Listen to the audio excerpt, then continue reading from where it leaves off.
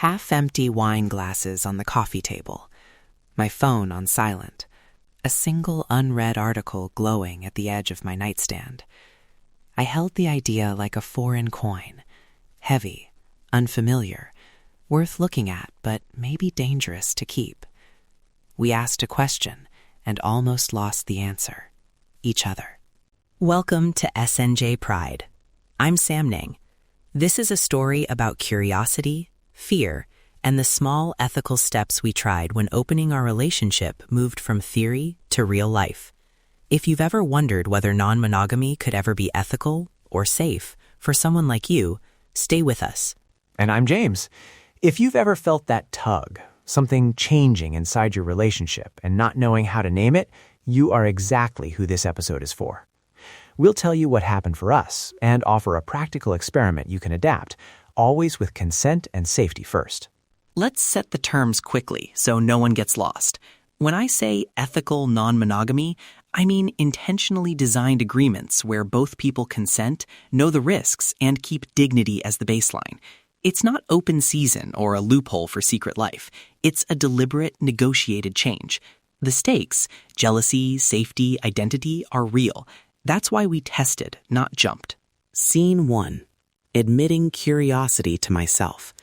It was a Tuesday night, and I read an essay about relationship models that weren't binary.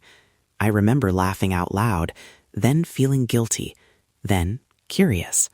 There's a quiet shame in being curious about something that feels like it could break everything. I thought, what if this is about growth, not betrayal? I was terrified. I almost swallowed the question whole.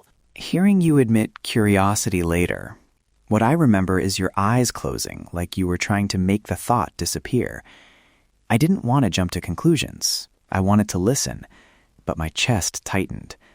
That was the moment I learned how scared both curiosity and loyalty can make you feel. Scene 2. The night vows felt threatened.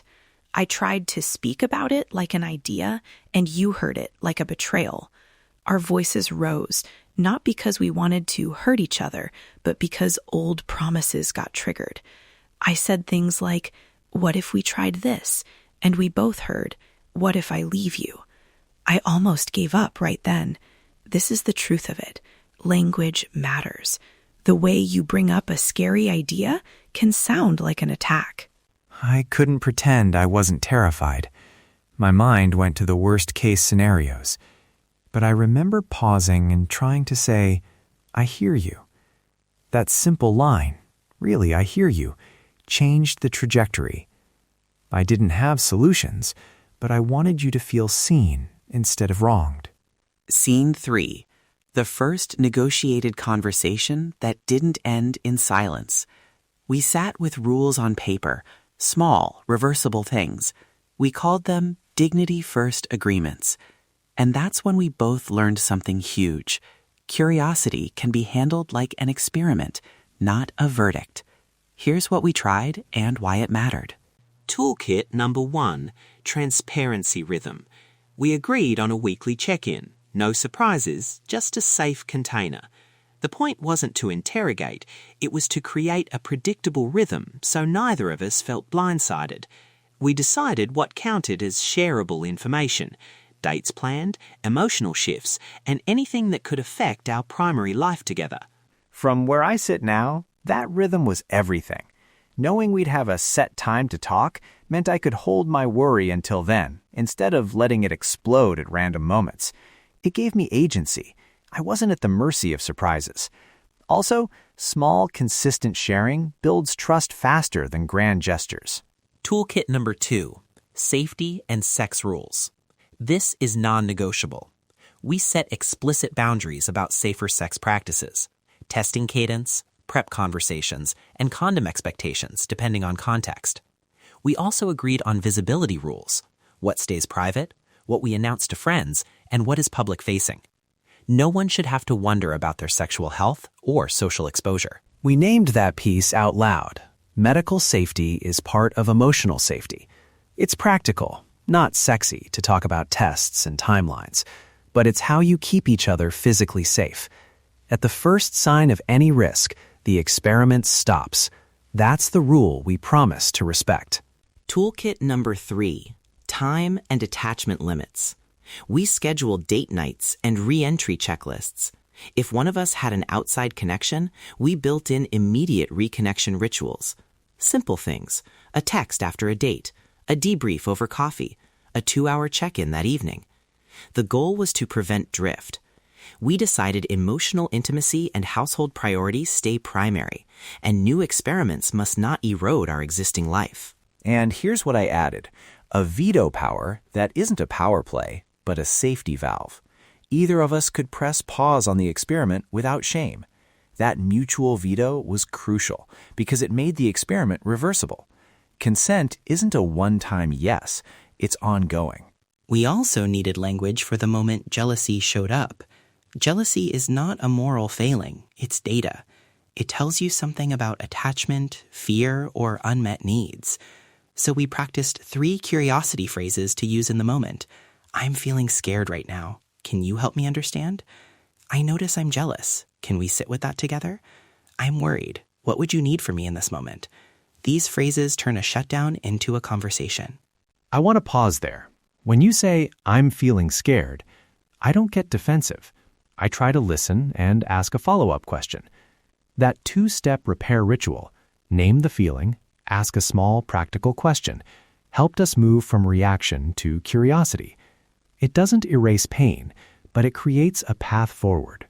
All of this led to our 4-week experiment.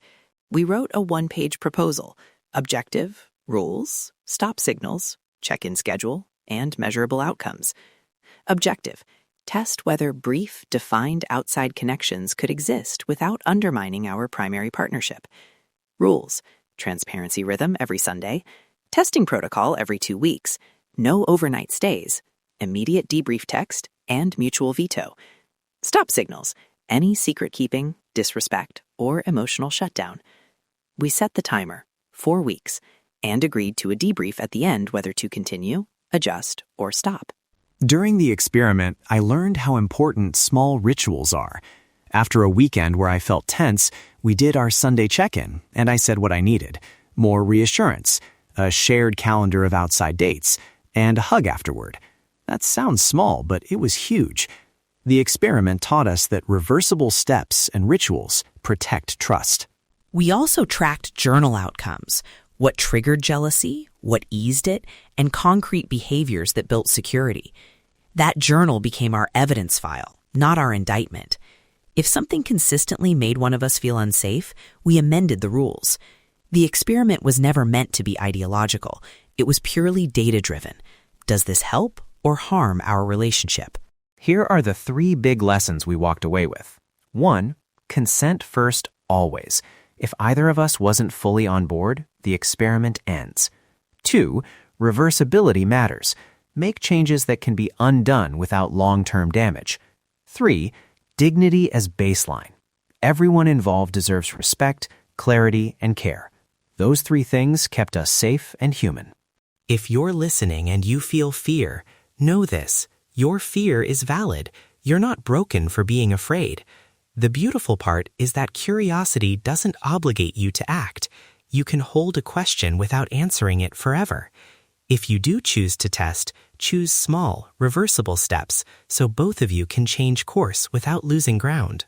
For the person who wants to say no, it's okay to decline. No one should be coerced. That's why we built mutual veto. And for the person who is curious, you can propose experiments gently. Present a 1-page plan. Name stop signals, and ask for a safe way to pause. It's about respect, not proving anything. Quick ethical checklist for listeners. Write a 1-page proposal. Set a transparency rhythm. Name sexual health guardrails and testing cadence. Decide visibility boundaries. Agree on a mutual veto. Journal outcomes. Set a time box for the experiment. Small steps. Reversible decisions. Dignity first. And please remember, if your relationship has a history of betrayal, trauma, or abuse, do not try a DIY experiment alone. Reach out to a trauma-informed couples therapist or sexual health clinician who understands queer relationships. We are not therapists. We are 2 men sharing our lived experience.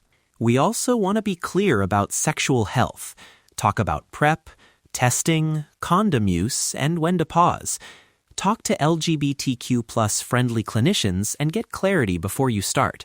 Your health is not negotiable. It's a foundation. If you're thinking, I want to try one small thing this week, tell us in the comments or DM us, I hear you, and name one boundary you'd test. Or if you prefer, send an anonymous voicemail about a small experiment outcome. Tell us what worked or what scared you. These stories help other listeners feel less alone. We read those messages. I mean it when I say, I hear you. We believe in you. Whether you choose to test, say no, or take time, that's brave. Keep choosing dignity and consent. You're worthy of that care. Before we go, the risks we kept in mind. We didn't want our experiment to be a permission slip for secrecy or pressure. We repeatedly framed this as reversible and consent first. We warned each other about trauma triggers and promised to stop and get help if anything resurfaced that we couldn't hold. If you try anything, carry those warnings with you. Thank you for being here. Thank you for sitting with us through a complicated, tender topic. You're not alone. If this episode landed on something raw, please consider professional support and reach out to someone you trust. Small steps, mutual care. That's how we keep love safe. This is S&J Pride. I'm Samnang. And I'm James. We'll see you next time. You're not alone.